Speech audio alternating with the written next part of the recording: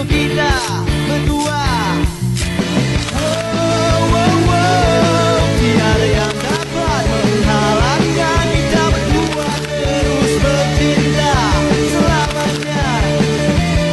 I can't live,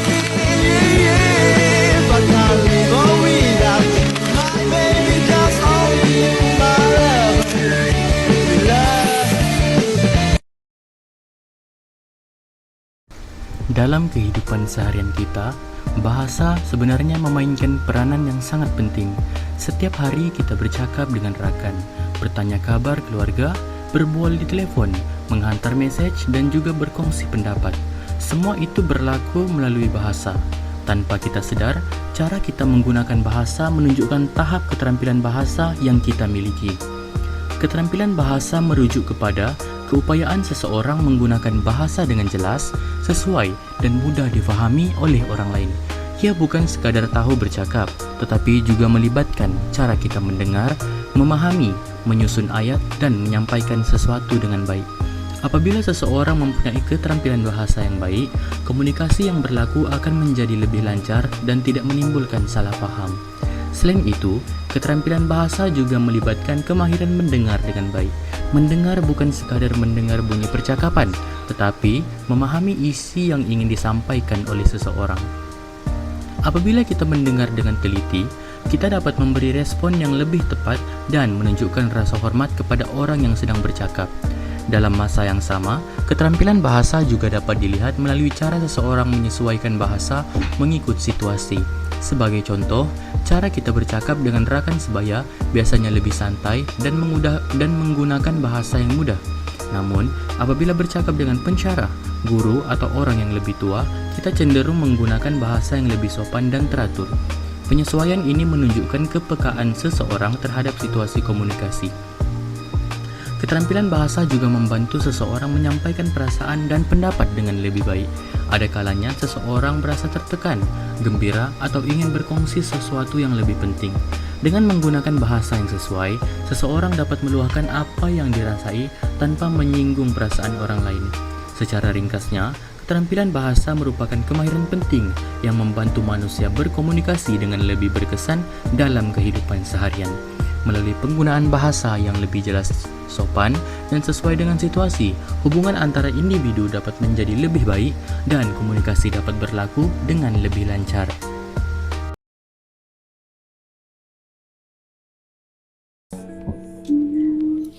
Cuti semester ni kita pergi Pulau Tioman lah. Hah? Pulau apa? Pulau Tioman.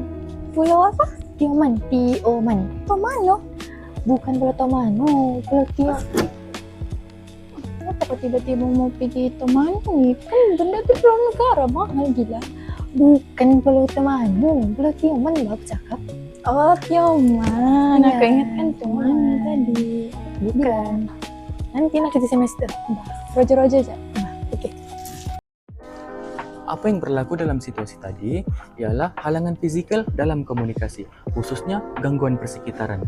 Kawasan yang terlalu bising, muzik yang terlalu kuat, dan juga suara orang ramai menyebabkan mesej yang disampaikan oleh Izzatul tidak dapat didengari dengan jelas oleh Suhaiza.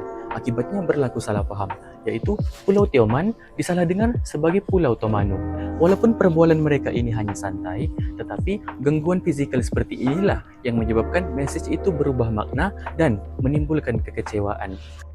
Situasi ini menunjukkan bahwa persekitaran yang tidak kondusif itu merupakan salah satu halangan fizikal utama dalam komunikasi, karena ia mengganggu proses penyampaian dan juga penerimaan mesej.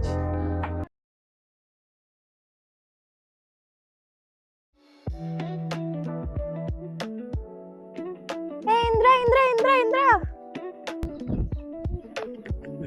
Siapa panggil tuh? Jangan lupa bawa buku pembentangan ya.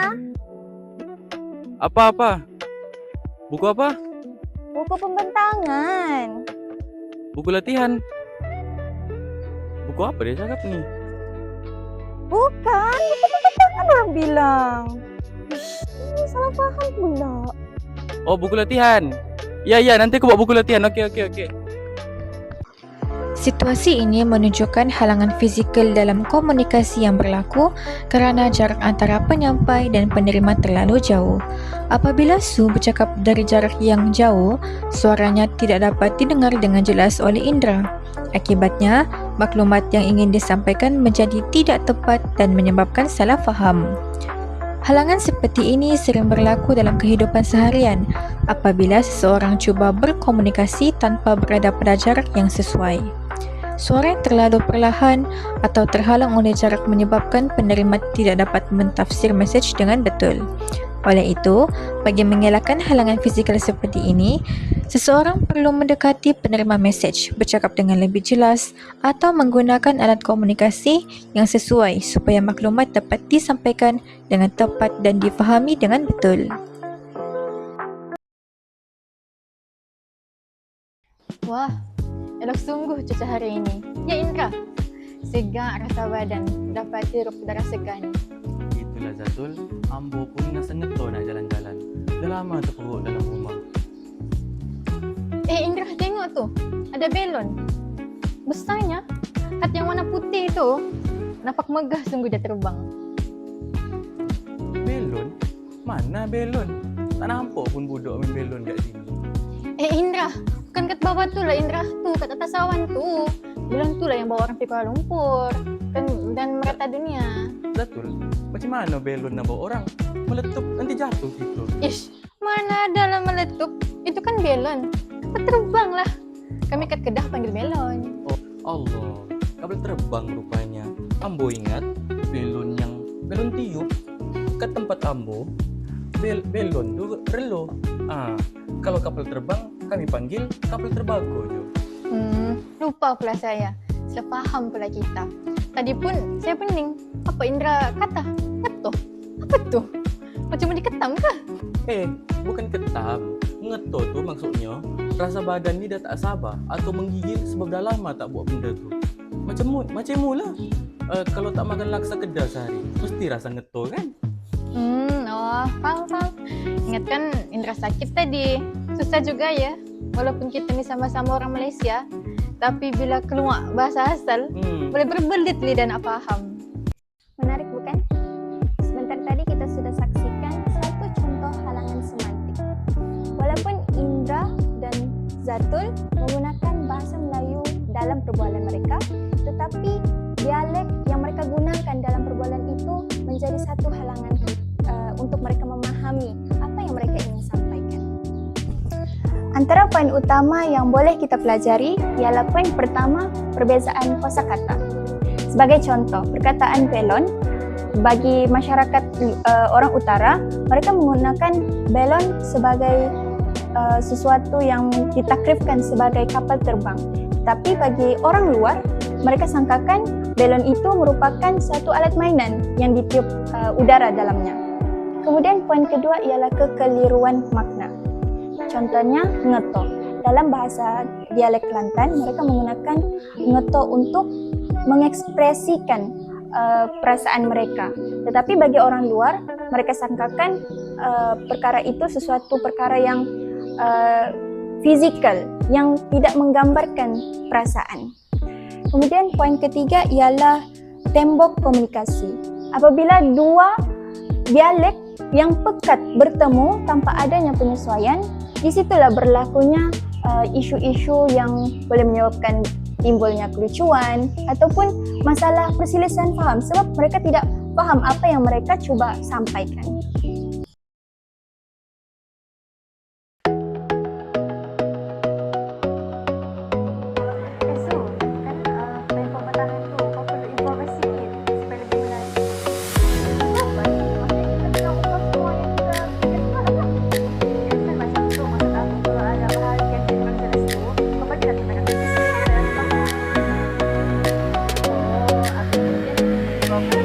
Berbalik dengan apa yang sudah kita rancang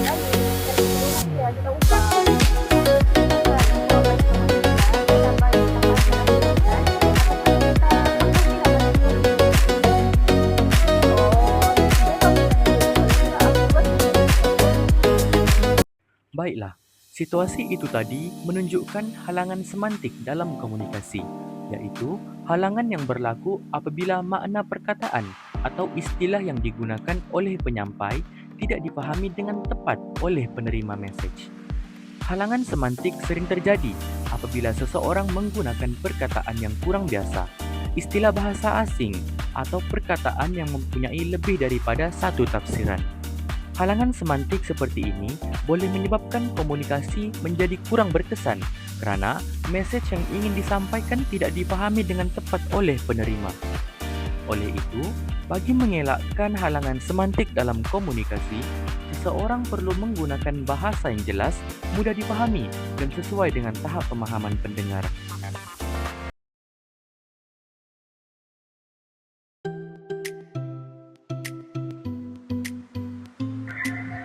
Tembak, belakang. Oke. Aku di situ. Oke. Indra, Kenapa? kau ada masa sedikit kah? Kenapa tuh? Aku ada mau cerita sedikit nih. Kenapa? Kalau boleh aku mau cakap sedikit dengan kau nih. Cerita. Tembak. Hari ini aku rasa tertekan banget. Kenapa? Bob, kemarin Farah tegur aku di depan kelas. Aku rasa malu banget. Kenapa dia ditegur aku macam itu? Alah, biasalah Batu. Jangan kau pikir betul. Tembak. Oke. Masalahnya bukan disakap aku tak buat tugas yang betul-betul. Padahal aku tak buat betul-betul. Aku sudah usaha betul. Oh, paham. Biasalah pencara kan. Memang macam itu. Oke. Indra, kamu ni dengar tak Bab cakap? Dengarlah, kau kena marah dengan pencara sejak kan? Tapi kau macam dah layan aku juga. Masalahnya ini bukan pasal kena marah je. Ini pasal usaha ni. Dia pandang enteng je aku punya usaha. Dia langsung menghargai pun. Oh, janganlah sensitif sangat. Perkara kecil sudah tu. Kamu sudah layan aku. Apalah. Tama. Dalam situasi tadi pula, berlakunya halangan psikologi dalam komunikasi. Walaupun mereka berada di tempat yang sama, tetapi Indra tidak memberikan perhatian sepenuhnya kepada rakannya. Pikirannya hanya tertumpu kepada permainan video dan mengabaikan perasaan rakannya.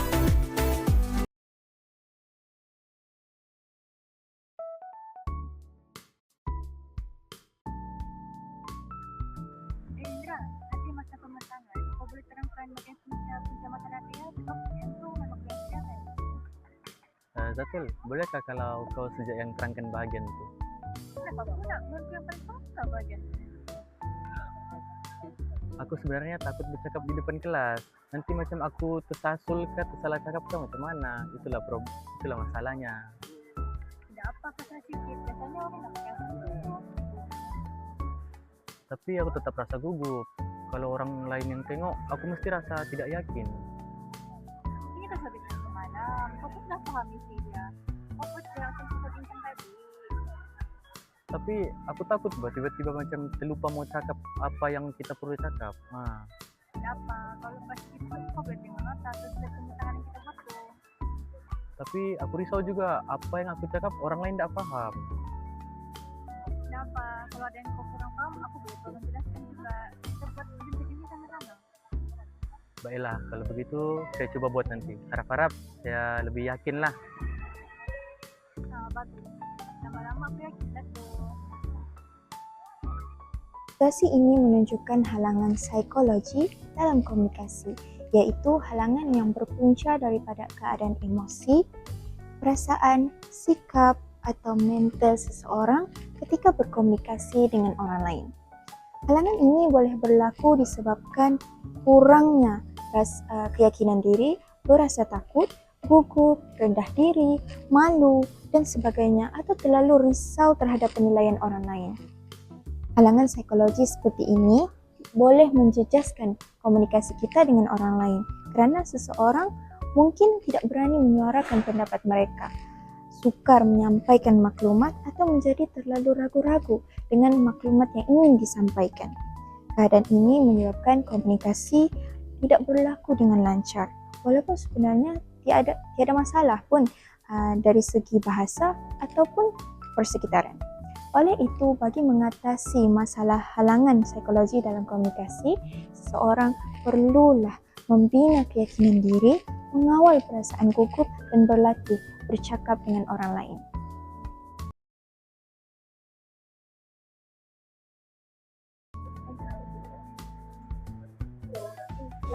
Su.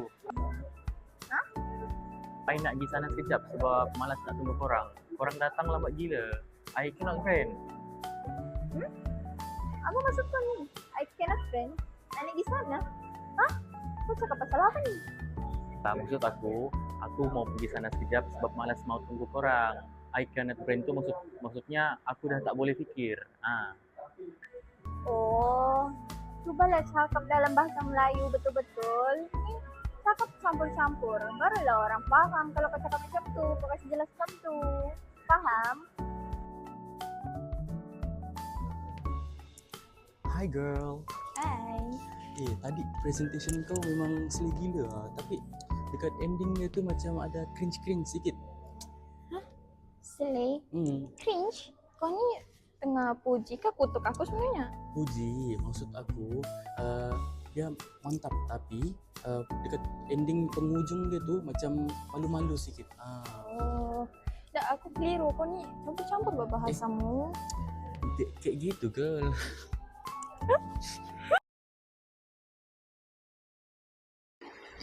Dalam situasi ini berlaku isu penggunaan bahasa rojak dan selenga secara melampau.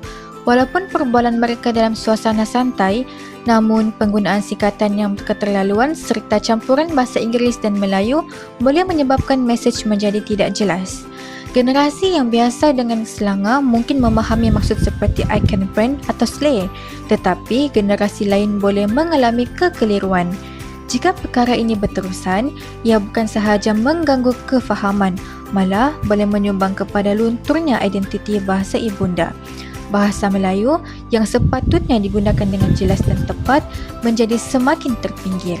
Oleh itu, walaupun komunikasi santai membenarkan penggunaan gaya tidak formal, kita tetap perlu menjaga kejelasan bahasa agar mesej dapat difahami oleh semua lapisan generasi.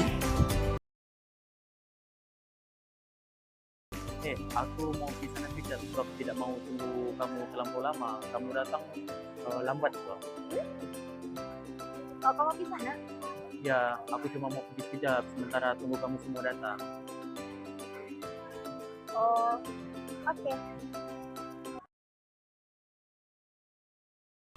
Hai Su. Hai. Masalah pembentangan kumpulan kamu tadi tu, aku mau puji lah sebab pembentangan tu kamu punya sangat baik. Cuma bahagian penutup tu mungkin kamu boleh ada penambahbaikan lah sedikit.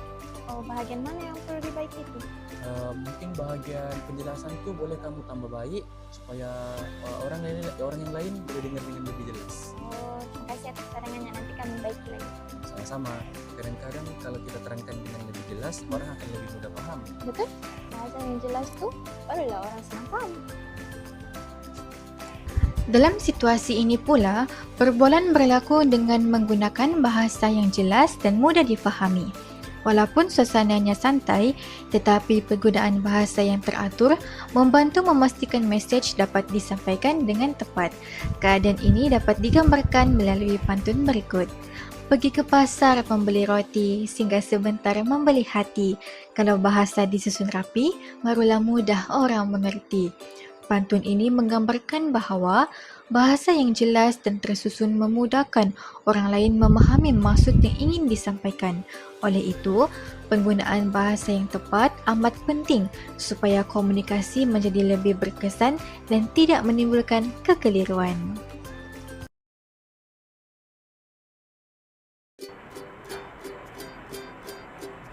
Indra, kau pergi mana tu? Aku mau pergi kedai sekejap. Oh, kau Kenapa? nak pergi sana. Tunggulah aku, sama-sama. Kau bercakap dengan siapa ni? Dengan kau lah. Kenapa? Aku lagi tua dari kau. Patutnya kau panggil abang ataupun gunalah bahasa yang lebih sopan. Alah, sama aja kan jadi faham. Bukan soal faham. Ini tentang adab.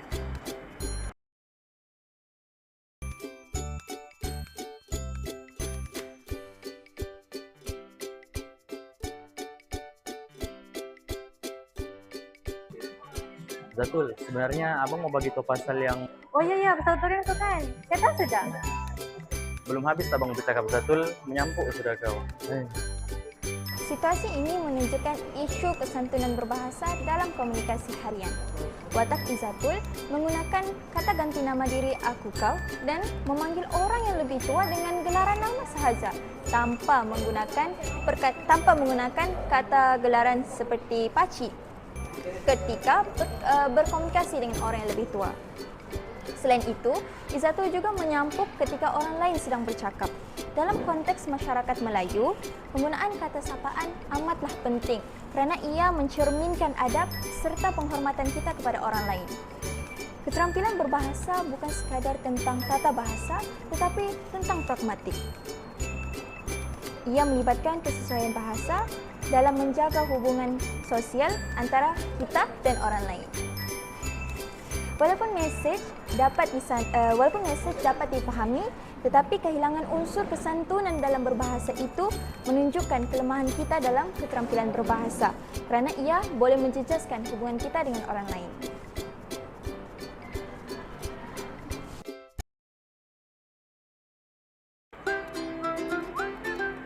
Ya Bang Indra, abang mau pergi mana tu?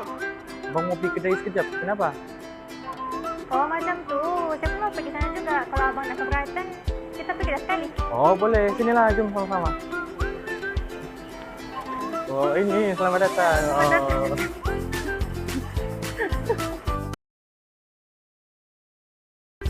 Zatul, sebenarnya abang mau bagi tau pasal gotong royong hujung minggu ni. Apa tu bang?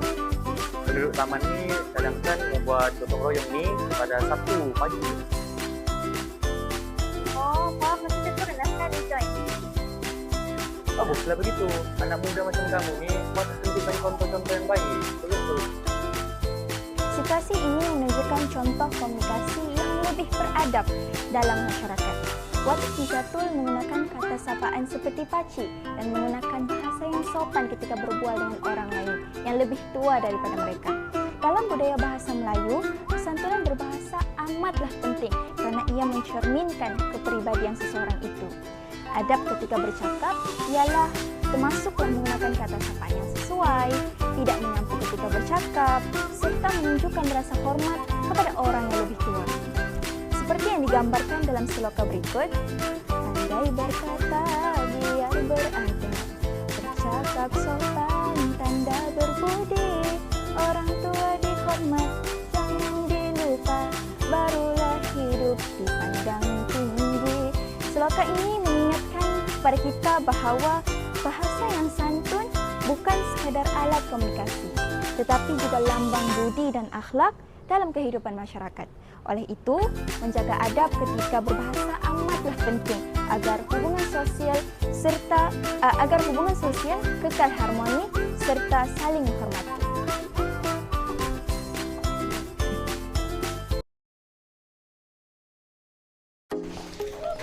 Zatul, kamu. Ya, kenapa? Aku sebenarnya mau minta pendapat kamu, tapi aku mau buat keputusan, tapi aku nggak tahu mau buat keputusan apa, jadi aku mau minta pendapat kau. Kenapa tuh? Sebenarnya aku mau tukar kursus, tapi aku takut aku salah langkah. Kamu dengar enggak apa aku cakap ni? Enggak, aku dengar cakap je. Tapi kamu macam tak berminat untuk dengar. Kenapa cakap aku dengar? Apa jawapan ni? Situasi itu tadi menunjukkan isu non-verbal yang tidak selari dengan komunikasi verbal. Walaupun watak B iaitu Izatul menjawab ya kepada Suhaiza yang mengatakan bahawa dia mendengar, tetapi bahasa badannya menunjukkan sebaliknya. Dia tidak membuat kontak mata dengan Suhaiza, nada suaranya yang mendatar dan ekspresi wajahnya tidak menunjukkan sama ada dia berminat sama sekali. Tindakan membuat perkara yang lain ketika orang lain bercakap dikenali sebagai pubbing, iaitu perbuatan mengabaikan individu di hadapan dan tidak fokus kepada individu lain kerana terlalu fokus dengan perkara yang sebaliknya. Dalam keterampilan berbahasa, komunikasi bukan sahaja melibatkan dengan kata-kata, tetapi ia melibatkan dengan elemen yang pertama, iaitu paralinguistik. Paralinguistik iaitu nada dan juga suara intonasi. Dan yang kedua iaitu kinesik. Kinesik iaitu gerak badan. mimik muka dan juga kontak mata dengan individu lain. Apabila mulut mengatakan ya, tetapi bahasa badan mereka menunjukkan bahawa mereka itu bosan ataupun tidak berminat, mesej yang diterima oleh seseorang itu menjadi bercanggah. Hal ini akan menyebabkan komunikasi dianggap gagal dari segi keterampilan. Oleh itu, keselarasan antara kata-kata dan juga bahasa badan amatlah penting bagi memastikan mesej disampaikan dengan berkesan dan dihargai oleh pendengar.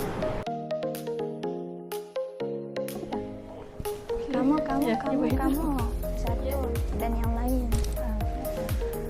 Aku sebenarnya mau minta pendapat lah. Aku mau buat sesuatu keputusan, tapi aku tidak tahu keputusan apa yang betul. Jadi aku mau minta pendapat kamu semua. Kenapa tuh? Sebenarnya aku mau tukar kursus. Kursus? Kenapa mau kursus tiba-tiba? Aku minat bidang yang lain, bukan bidang ini. Ini bukan bidang aku. Aku nak minat langsung pun. Paham. Dari sekolah, mana kau rasa yang terbaik dan aku sokong je.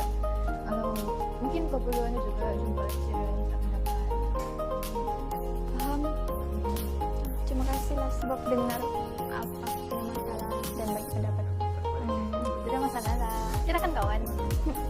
Dalam situasi ini, komunikasi berlaku dengan lebih berkesan kerana bahasa badan kita selari dengan kata-kata yang diucapkan. Izatul memberikan perhatian penuh kepada Suhaiza, membuat kontak mata serta menunjukkan ekspresi yang sesuai ketika rakannya sedang bercakap. Hal ini menunjukkan bahawa komunikasi ini bukan sahaja bergantung kepada kata-kata, tetapi juga melibatkan unsur non-verbal seperti mimik muka, gerak tubuh dan juga nada suara. Apabila seseorang mendengar dengan penuh perhatian, orang yang bercakap akan lebih rasa dihargai. Keadaan ini dapat digambarkan melalui syair berikut. Duduk berbual di petang hari, angin bertiup lembut terasa. Jika sahabat datang berkongsi, dengarlah dengan hati dan rasa. Syair ini mengingatkan bahawa sikap mendengar dengan perhatian itu merupakan tanda hormat dan juga empati dalam komunikasi. Keselarasan antara bahasa lisan dan juga bahasa badan menjadikan komunikasi lebih berkesan serta mengeratkan hubungan antara individu.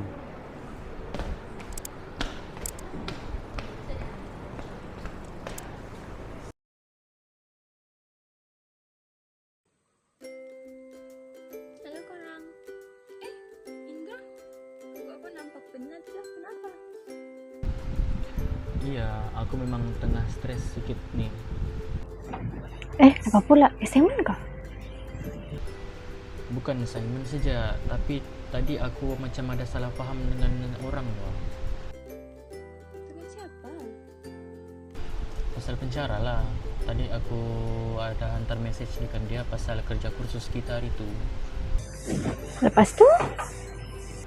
Aku mesej ya macam biasa. Doktor, saya tak faham kerja ni, gitu. Aduh Indra, ayat tu macam kasar sikit. Lepas tu dia balas pendek je. Aku rasa macam dia marah. Mungkin cara ayat kau kali salah. Kalau dengan pensyarah, biasanya kau kena lembut-lembut. Macam mana contohnya tu? Contoh, ni contoh je lah. Contoh dia macam Assalamualaikum doktor, maaf mengganggu. Saya nak tanya sikit pasal tugasan tadi sebab saya kurang faham. Macam tu.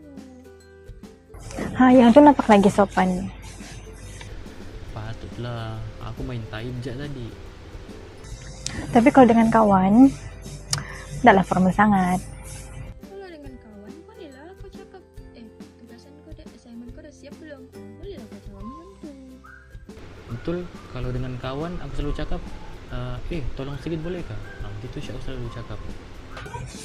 Itu normal lah, kalau dengan kawan memang santai. Tapi kadang-kadang gurau ni pun ada masanya. Kena juga berjaga-jaga Indra. Hah? Kenapa? Macam kau nak tahu, kadang kan ada orang sensitif. Sensitiviti orang lain, sensitiviti masing-masing kan sensitivity orang kan masing-masing, lain-lain. Jadi kita ingat gurau kita tuh biasa aja, tapi benda yang biasa itulah yang dia akan terasa. Betul tuh, macam aku dengan kawanku minggu lepas. Apa pula? Dia tanya mau ikut makan ke tidak. Aku reply lah, tak mau. Habis Dia ingat aku merajuk. Nah, Alah, sepetrik sangat tuh.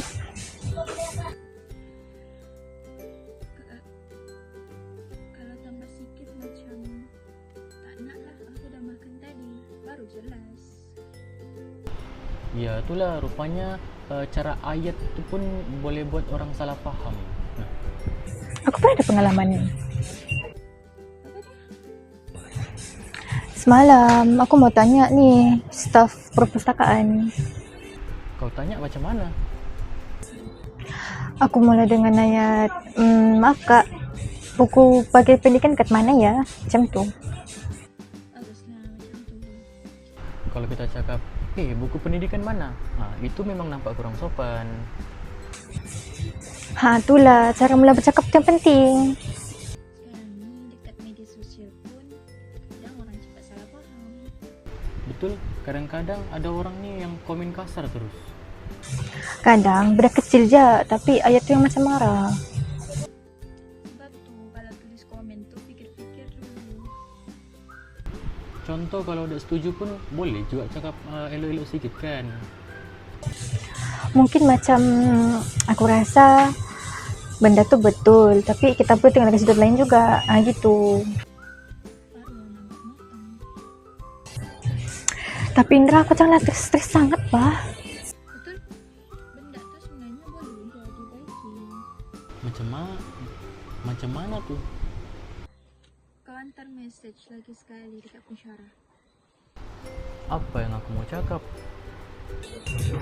Kau cakap je baik-baik. Okey je tu. Kau buat ayat kau macam ni. Contoh, maaf doktor, kalau message saya tadi kurang jelas. Sebenarnya saya nak minta penjelasan tentang bahagian kedua tugasan tadi. Macam tu. Oh, okey je tu, okey. Kadang bukan apa, cara kita cakap tu je yang buat benda jadi besar. Betul. Pilihan perkataan itu yang penting. Aku baru sadar lah benda ni. Yang penting kita belajar dari situ. Pasti kalau mau message orang tu, fikir dulu ayat tu. Fikir dulu. Jangan je main message je. Main teks je. Baiklah Cikgu Su dan Cikgu Zatul, terima kasih. Pandai pula kau menyindir, ah. Dah lah. Yang penting masalah kau settle. Terima kasihlah sebab dapat dengar aku meluah hari ini. Terima kasih banyak-banyak. Bila-bila aja. Okey lah guys. Nanti esok kita jumpa dekat kelas. Aku mau memandu ni. Ni tengah stuck dekat lalu lintas. Sesak. Jalan sesak. Okay guys, bye. Oke, bye. Bye.